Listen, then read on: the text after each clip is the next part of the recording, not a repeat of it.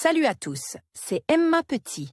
Bienvenue sur ma chaîne dédiée à l'économie domestique, au nettoyage et à la propreté de la maison et des objets. N'oubliez pas de vous abonner à ma chaîne. Passons maintenant directement au sujet de la Les vidéo. familles avec de jeunes enfants sont le plus souvent confrontées au problème de la plasticine qui colle à la moquette ou au palais. Les parents sont confrontés à la tâche de trouver la bonne façon d'enlever la pâtée à modeler du tapis. Le modelage est considéré comme une activité utile pour le développement de la motricité fine et de l'imagination des enfants. Mais la création d'un chef-d'œuvre peut s'accompagner du collage sur les objets environnants de morceaux de pâtée à modeler. Les tapis sont plus difficiles à nettoyer, car la pâtée à modeler s'incruste dans les poils. La plasticité et la souplesse de ce matériau de modelage entraînent une forte adhérence à la surface du velours. Méthode de contrôle éprouvée. Pour enlever efficacement toute la pâtée à modeler et ne pas laisser de taches, il faut utiliser des moyens éprouvés depuis des années. Et ne pas faire d'expérience. Les moyens utilisés sont différents, mais leur action vise un objectif principal. La structure de la matière adhérente doit être brisée.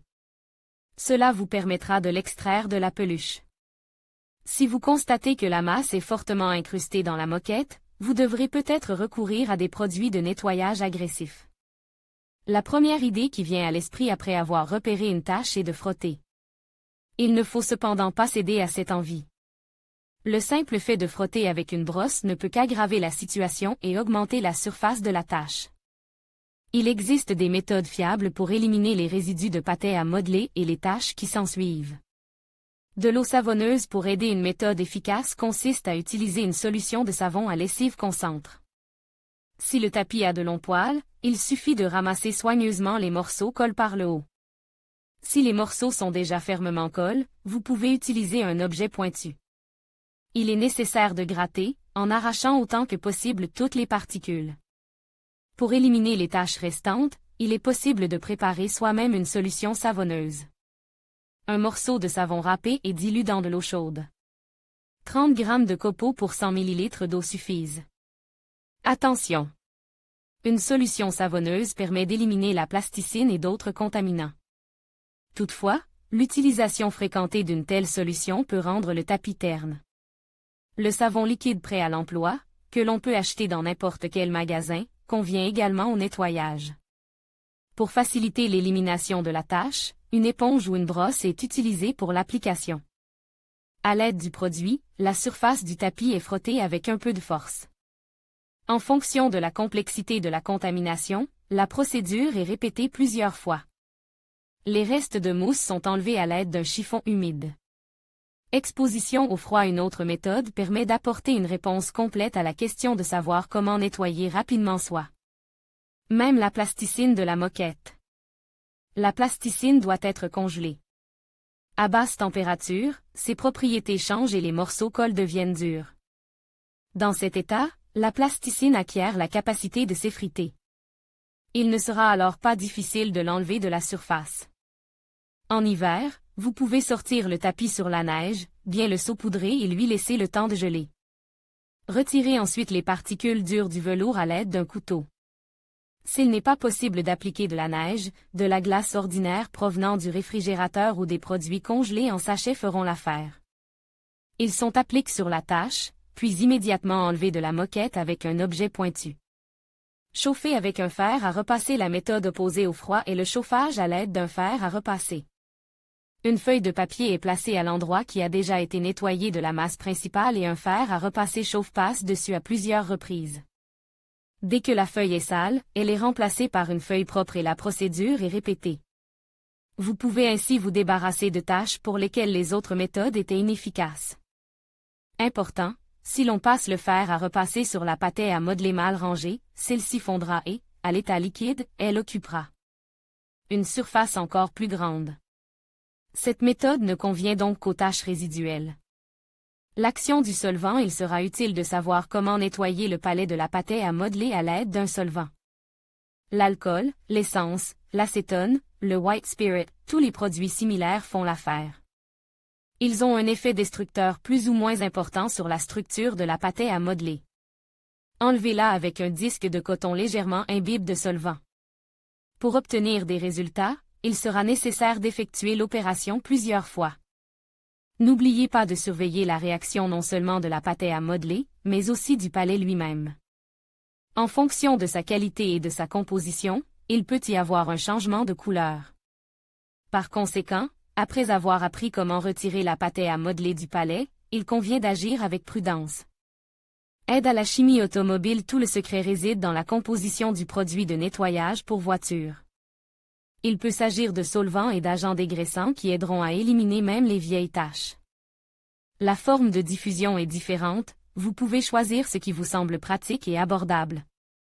Un aérosol, une crème, une poudre, une pâtée feront l'affaire. Nous recommandons, attention! N'oubliez pas que les substances qui entrent dans la composition de la chimie automobile nécessitent l'utilisation obligatoire de gants. Vous protégerez ainsi vos mains contre les irritations et les allergies indésirables. Dans ce cas, respectez la méthode d'application indiquée sur l'étiquette.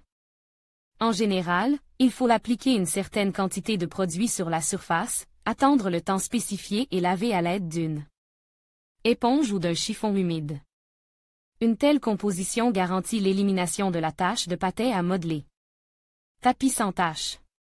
Après avoir reçu des informations sur la manière de nettoyer la plasticine de la moquette et avoir testé une méthode appropriée, il peut s'avérer nécessaire de procéder à un nettoyage supplémentaire de la tache. Les acides gras et les paraffines laissent une trace après le contact avec la surface. Il en va de même pour les poils de la moquette. Si les morceaux de pâtée à modeler sont enlevés, la tache peut laisser un souvenir. Dans ce cas, les détergents, les solutions savonneuses et les produits chimiques pour le nettoyage des tapis seront utiles. Le détergent à vaisselle peut facilement résoudre ce problème. Quelques gouttes de déterge pour vaisselle et de l'eau sont utilisées pour former une mousse riche. Celle-ci est appliquée sur la tache et frottée à l'aide d'une brosse épaisse pendant environ 5 minutes. Ensuite, on enlève les restes de mousse sale avec un chiffon imbibe d'eau. La mousse de savon de Marseille convient également pour éliminer les taches restantes. Il permet de dégraisser la surface en quelques minutes. Si le savon a nettoyé l'endroit où se trouvait la tache, cette zone peut être différente du reste de la moquette. Il faudra donc nettoyer l'ensemble de la moquette. L'utilisation de produits chimiques pour le nettoyage des tapis est plus coûteuse. Mais la composition de ces produits permet de se débarrasser facilement de différents types de saletés.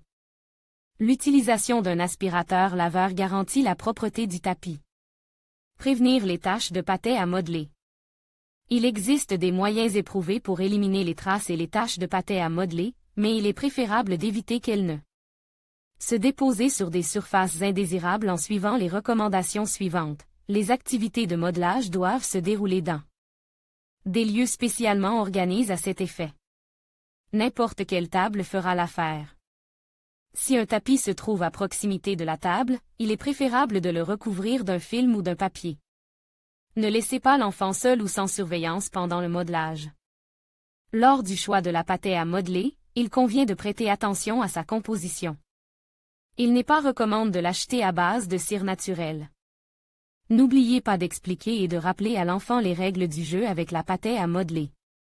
La méthode doit être choisie en fonction de la complexité de la tâche et de la disponibilité des produits de nettoyage. Ne pas recourir à plusieurs méthodes à la fois. Si tout est évalué avec compétence, pèse et précis, l'élimination des traces de pâtée à modeler sera assurée.